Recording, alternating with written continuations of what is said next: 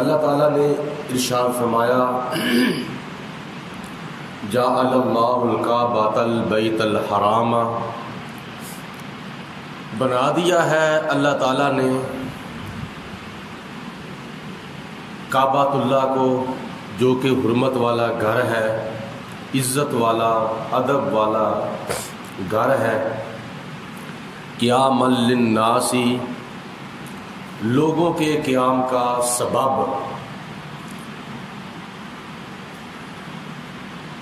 اور دوسرے نمبر پر والشہر الحرام، اور حرمت والے مہینوں کو بھی اللہ تعالیٰ نے لوگوں کے قیام کا سبب بنایا ہے، والہدیہ، اور خانہ کعبے کی نیاز یعنی ہدی، قربانی کا وہ جانور جو حالت احرام میں غلطی ہونے کی وجہ سے لازم آ جاتا ہے، اس قربانی والے جانور کو بھی اللہ تعالیٰ نے لوگوں کے قیام کا سبب بنایا، والقلائد، اور قربانی کے وہ جانور جن کے گلوں کے اندر قربانی کی نشانیاں جو ہیں وہ ڈال دی گئی ہیں پٹوں کی شکل میں، ان جانوروں کو بھی اللہ تعالیٰ نے لوگوں کے قیام کا سبب بنایا ہے۔ یہ بیت اللہ شریف اور حرمت والے مہینے اور قربانی والے جانور، جو دو قسم کے جانور ہیں، ایک وہ جو ہدی ہے اور دوسرا جانور وہ جس کے گلے کے اندر قربانی کی علامت پٹے کے طور پر ڈالی گئی ہے، ان چیزوں کو اللہ پاک نے اپنی طرف منسوب فرمایا ہے۔ خانہ کعبہ کی بڑی شان ہے، جو کہ پوری دنیا کے اندر، پوری زمین کے وسط میں، مرکز میں، مکہ المکرمہ کے اندر واقع ہے، اور خانہ کعبے کے بارے میں نبی پاک علیہ السلام نے ارشاد فرمایا کہ جب حاجی حج کرنے کے لیے یا عمرہ کرنے کے لیے جاتا ہے، جب اس کی پہلی نظر خانہ کے کعبے کے اوپر پڑتی ہے تو اس پہلی نظر کے دوران جو بھی وہ نیک دعا اللہ تعالیٰ سے کرتا ہے، اللہ اس کی دعا کو قبول فرما لیتا ہے پہلی نظر کے دوران، کیونکہ خانہ کعبہ کو دیکھنا اللہ تعالیٰ کی عبادت ہے، اس کا طواف کرنا اللہ تعالیٰ کی عبادت ہے، اس کے حجر اسود کو چومنا اللہ تعالیٰ کی عبادت ہے، اس کے مقام ابراہیم کے اوپر نفل پڑھنا اللہ تعالیٰ کی عبادت ہے، اس کے صحن کے اندر جو آب زمزم کا چشمہ جاری ہے اس کا پانی پینا اللہ تعالیٰ کی عبادت ہے، اس کی صفا مروہ کی سعی کرنا بھی اللہ تعالیٰ کی عبادت ہے۔ اس لیے اللہ تعالیٰ کی ذات بابرکات نے اس گھر کو بڑی شان عطا فرمائی ہے۔ دنیا کے بت قدوں میں پہلا وہ گھر خدا کا، دنیا کے بت قدوں میں پہلا وہ گھر خدا کا، ہم پاس باں ہیں اس کے، وہ پاس باں ہمارا، چینو عرب ہمارا، ہندوستان ہمارا، مسلم ہے ہم وطن ہے، سارا جہاں ہمارا۔ خانہ کعبہ خدا بند قدوس کی ذات بابرکات کا پوری دنیا کے گھروں میں سب سے پہلا گھر ہے، جس کو آدم علیہ السلام سے بھی پہلے اللہ کے فرشتوں نے بنایا تھا، اور باقی اللہ تعالیٰ کے نبیوں نے اس کو قائم رکھا ہے۔ حضرت ابراہیم علیہ السلام نے باقاعدہ اس کی پھر تعمیر فرمائی از سر نو، اور حضور علیہ السلام نے اس کعبہ کو قائم رکھا، بلکہ خدا کی بارگاہ میں دل کے اندر ہی جستجو کی، آرزو کی، یا اللہ ہمارا قبلہ جو ہے وہ کعبہ ہونا چاہیے، تو خدا کی ذات بابرکات نے نماز کے دوران ہی حضرت جبریل علیہ السلام کو مسجد قبلتین کے اندر وحی دے کر بھیجا، اے میرے محبوب نماز کے دوران ہی اپنا چہرہ بیت المقدس سے پھیر کر خانہ کعبہ کی طرف کر لو، میں نے تمہاری خواہش کے مطابق تمہارا قبلہ کعبہ کو، خانہ کعبہ کو بنا دیا ہے۔ اور اس گھر کو اللہ تعالیٰ نے لوگوں کے قیام کا سبب بنایا ہے، لوگ وہاں جا کے ٹھہرتے ہیں، عمرہ کرنے کے لیے، حج کرنے کے لیے جب جاتے ہیں تو وہاں کئی دن جا کے ٹھہرتے ہیں، قیام کرتے ہیں۔ وَالشَّهْرَ الْحَرَامَ، اور حرمت والے مہینوں کو بھی اللہ تعالیٰ نے عزت اور عظمت عطا فرمائی ہے، وہ بھی لوگوں کے قیام کا سبب ہے۔ حرمت والے مہینے پورے 4 سال کے اندر 4 ہیں، ایک ماہ رجب ہے اور ایک ذوالقعدہ شریف، ذوالحجہ مبارکہ اور ماہ محرم الحرام۔ یہ 4 مہینوں کے اندر لوگ جب حج کرنے کے لیے یا عمرہ کرنے کے لیے آتے تھے تو راستے کے اندر ڈاکو بھی حاجیوں کو کچھ نہیں کہتے تھے، وہ بھی کہتے تھے کہ یہ حرمت والے مہینے ہیں، ان مہینوں کے اندر کسی کو کچھ نہیں کہنا۔ والہدیہ والقلائد، یہ جو قربانی والے جانور ہیں اللہ پاک نے ان کو بھی بڑی عزت اور بڑی عظمت عطا فرمائی ہے، یہ بھی حرمت والے جانور ہیں۔ ذالک لتعلموا، یہ باتیں اس لیے کی جا رہی ہیں، اور اس سے پہلے جو گزشتہ آیات بینات میں اللہ تعالیٰ نے حرمت اور حلت کے احکامات جو بیان فرمائے ہیں، کیا نام ہے، شکار کیے جانے والے جانوروں کے بارے میں، کچھ جانور حلال ہیں اور کچھ حرام ہیں۔ وہ کب؟ حالت احرام کے اندر سمندر کا جو شکار ہے وہ حاجی کے لیے حلال ہے، اور خشکی کا جو جانور ہے اس کا شکار کرنا حاجی کے لیے حالت احرام کے اندر حرام ہے۔ تو اس سے پہلے کچھ اللہ پاک نے حرمت اور حلت کے احکامات بیان فرمائے ہیں، اور اس آیت مبارکہ میں اللہ تعالیٰ نے خانہ کعبے کی شان، حرمت والے مہینوں کی شان، قربانی والے جانوروں کی شان اور عظمت بیان فرمائی ہے۔ اور ذالک لتعلموا، یہ احکامات میں نے اس لیے بیان کیے ہیں حلت اور حرمت کے کہ تم جان لو، تمہارا پکا یقین ہو جائے، تمہیں علم ہو جائے کہ ان اللہ یعلم ما فی السماوات و ما فی الارض، کہ بے شک اللہ تعالیٰ جانتا ہے جو کچھ بھی آسمانوں میں ہے اور جو کچھ زمین میں ہے، اللہ تعالیٰ سب کو جانتا ہے کہ کون سی چیز کیا ہے، اس کا نام کیا ہے، اس کی حقیقت کیا ہے۔ اللہ پاک زمین و آسمانوں میں جو کچھ بھی ہو رہا تھا اس کو بھی جانتا ہے، اور جو ہو رہا ہے اس کو بھی جانتا ہے، اور جو قیامت تک ہوگا اللہ تعالیٰ فرماتا ہے میں اس کو بھی جانتا ہوں۔ وَأَنَّ اللَّهَ بِكُلِّ شَيْءٍ عَلِيمٌ، اور بے شک اللہ تعالیٰ ہر چیز کو جاننے والا ہے۔ اعلموا، تم بھی جان لو، اللہ فرماتا ہے میں جانتا ہوں جو کچھ زمین و آسمانوں میں ہے، اور اعلموا، میری عطا سے تم بھی جان لو، تم بھی خبردار ہو جاؤ، ان اللہ شدید العقاب، بے شک اللہ تعالیٰ سخت عذاب دینے والا ہے۔ مطلب یہ ہے کہ جو کوئی اچھا کام کرے گا اللہ پاک اس کو قیامت کے دن جنت عطا فرمائے گا، اور جو کوئی برا کام کرے گا، اللہ کے حکموں کی مخالفت کرے گا، اللہ کے پیارے رسول علیہ الصلوۃ والسلام کے حکم کی مخالفت کرے گا، تو اس کے لیے خدا نے اعلان کر دیا کہ اعلموا، جان لو، الٹے سیدھے کام کرنے والوں جان لو، چوریاں کرنے والوں جان لو، ڈاکے مارنے والوں جان لو، نمازیں چھوڑنے والوں جان لو، اور روزے چھوڑنے والوں جان لو، رشوتیں کھانے والوں جان لو، سود کھانے والوں جان لو، حرام کمائی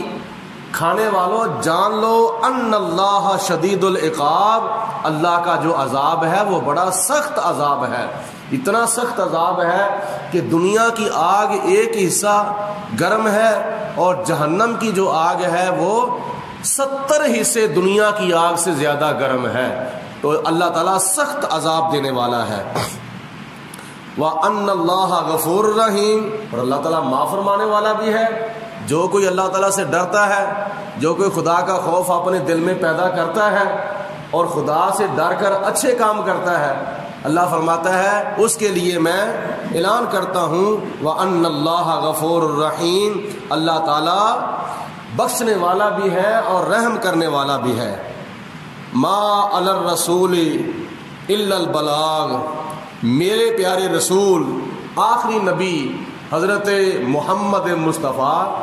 سارے پڑھو مل کے، صلی اللہ علیہ وآلہ وسلم کے اوپر ایک ڈیوٹی ہے۔ وہ ڈیوٹی یہ ہے کہ میرا پیغام تمہارے تک پہنچا دینا۔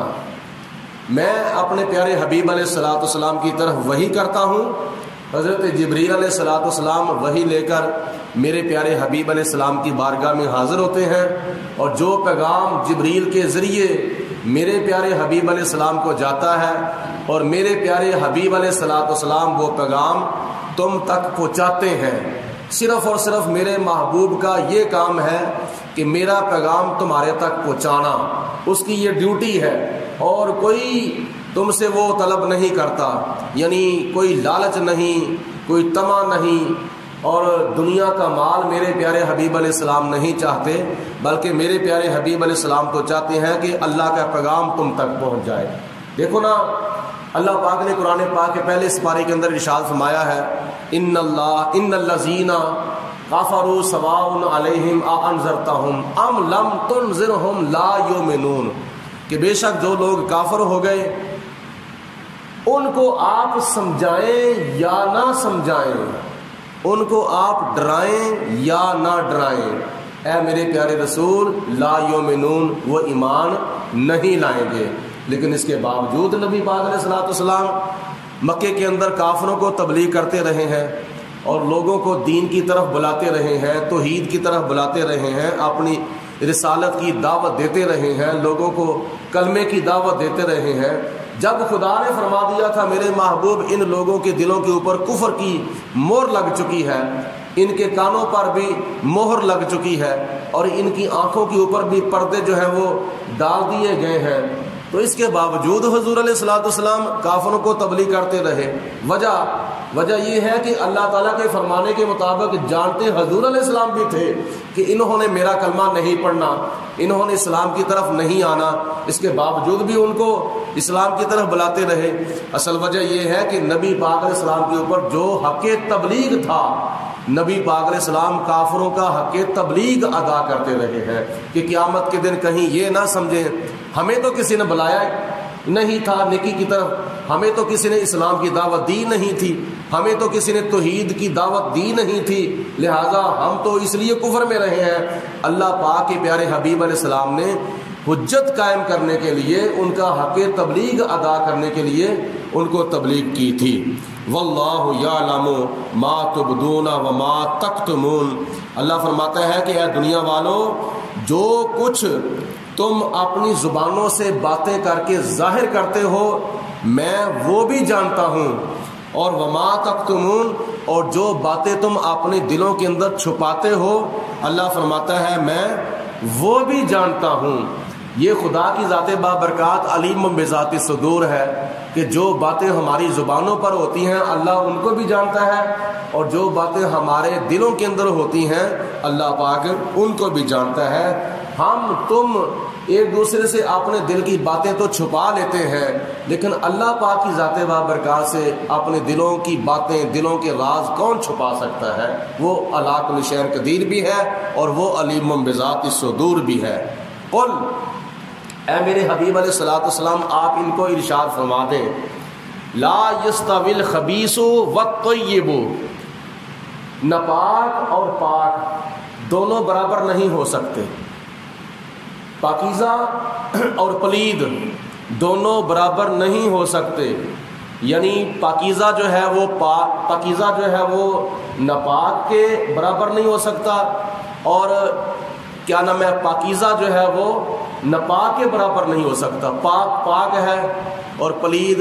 پلید ہے، اور دونوں میں فرق کرنا یہ اللہ تعالیٰ کی ذات بابرکات کی سنت ہے۔ جو پاک اور پلید کو ملا دیتے ہیں، کہتے ہیں خیر میرے دونوں ایک جیسے ہیں، نہیں، وہ اللہ تعالیٰ کی منشا کے خلاف باتیں کرتے ہیں۔ تو خدا تعالیٰ کی منشا یہ ہے کہ پاک اور پلید میں فرق کیا جائے، پاک کو پلید کے ساتھ ملا کے نہ کھایا جائے اور پلید کو پاک کے ساتھ ملا کے نہ کھایا جائے۔ کئی لوگ حرام کا مال حلال کے اندر شامل کر لیتے ہیں اور وہ حلال کا مال جو ہے وہ بھی حرام ہو جاتا ہے۔ تمہارا ضمیر تو ظاہری طور پر اتنا بھی گوارا نہیں کرتا کہ اگر ایک برتن کے اندر کلو دودھ پڑا ہو اور اس دودھ کے اندر کسی بچے کے پیشاب کا ایک قطرہ جو ہے وہ گر جائے تو تمہارا ضمیر تو یہ بھی گوارا نہیں کرتا۔ یعنی پیشاب جو ہے وہ پلید ہے اور دودھ جو ہے وہ پاک ہے۔ خدا نہ خواستہ اگر دودھ کے اندر بچے کے پیشاب کا ایک قطرہ بھی گر جائے تو تمہارا ضمیر گوارا نہیں کرتا کہ ہم اس دودھ کو پئیں، نہیں۔ تو جس طرح یہ فرق کرتے ہو اس طرح حلال اور حرام میں بھی فرق کرو، حرام سے بچو اور حلال اختیار کرو، حرام کو حلال کے ساتھ ملا کے نہ کھاؤ۔ برکت جو ہے وہ صرف اور صرف حلال میں ہے، حرام میں برکت نہیں ہے، چاہے حرام جتنا زیادہ ہو۔ آگے خدا تعالیٰ کی ذات نے ارشاد فرمایا ہے وَلَوْ أَعْجَبَكَ کثرت الخبیثی، اگرچہ تمہیں پلید چیزوں کی کثرت جو ہے وہ حیران کر دے، کیونکہ بعض لوگوں کے دلوں کے اندر ناپاک اور حرام مال کی بڑی محبت ہوتی ہے کہ کما لو جس طرح مرضی کما لو، جس طریقے سے بھی مرضی کما لو۔ اللہ فرماتا ہے تمہیں حیران نہ کر دے حرام چیزوں کی کثرت، حرام چیزوں کا زیادہ ہونا۔ مثال کے طور پر اگر کوئی بندہ روزانہ کا محنت مزدوری کر کے 1000 روپیہ کماتا ہے، 500 روپیہ کماتا ہے محنت مزدوری کر کے، وہ حلال ہے۔ اگر کوئی ہیرا پھیری کر کے روزانہ کا 10,000 روپیہ بھی کما لے، اگر کوئی ہیرا پھیری کر کے روزانہ کا 20,000 روپیہ بھی کما لے تو اللہ فرماتا ہے کہ اے میرے بندے حق کا حلال کی کمائی کرنے والے، تو یہ خیال نہ کر کہ تو نے 1,500 روپیہ روزانہ کا کمایا ہے محنت کرتے ہوئے، اور دوسرا جو آدمی ہے وہ ہیرا پھیری کر کے روزانہ کا 20,000 روپیہ کما رہا ہے، تو یہ خیال نہ کر کہ میں تو 1,000 روپیہ کما رہا ہوں، فلاں آدمی 20,000 روپیہ کما رہا ہے۔ فرمایا یہ چیز تمہیں حیران نہ کر دے، اللہ تعالیٰ کی ذات بابرکات کے اوپر صابر اور شاکر رہو۔ خدا فرماتا ہے کثرت جو ہے وہ ظاہری طور پر اگر حرام مال میں ہے تو برکت صرف اور صرف حلال مال کے اندر ہے، چاہے وہ تھوڑے کیوں نہ ہو۔ میں مثال دیتا ہوں آپ کو، مسئلہ ذہن نشین ہو جائے۔ مثال کے طور پر یہ جو جانور حلال ہے، مثلا اونٹ، گائیں، بھینس اور بکرا، چترا، دمبا، بھیڑ، مرغے، یہ جانور حلال ہے، اور کتا جو ہے یہ حرام ہے۔ اب تم اندازہ کرو کہ حلال جانوروں کی پیداوار کتنی ہوتی ہے اور حرام جانوروں کی پیداوار کتنی ہوتی ہے۔ بکری جو ہے یہ سال کے اندر 2 بچے دیتی ہے یا 3 بچے دیتی ہے یا 1 بچہ دیتی ہے۔ اسی طرح بھینس ہے وہ بھی سال میں 1 بچہ یا 2 بچے دیتی ہے۔ گائے ہے وہ بھی سال کے اندر 1 بچہ یا 2 بچے دیتی ہے۔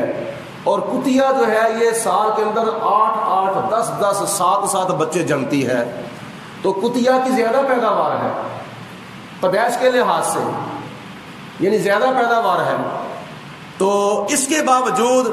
محلے کے اندر، گلیوں کے اندر تم دیکھو گے کہ کتے جو ہیں وہ کہیں کوئی نظر آتے ہیں، لیکن حلال جانور جب عید الفطر کا، عید الاضحیٰ کا موقع آتا ہے تو اس وقت محلے کے اندر، گلی کے اندر، بازاروں کے اندر، سڑکوں کے اوپر کیا نام ہے کتنے بڑے ریوڑ بیٹھے ہوتے ہیں، کتنے بڑے جلوس جا آ رہے ہوتے ہیں قربانی والے جانوروں کے لیے۔ اللہ پاک کی ذات بابرکات نے فرمایا کہ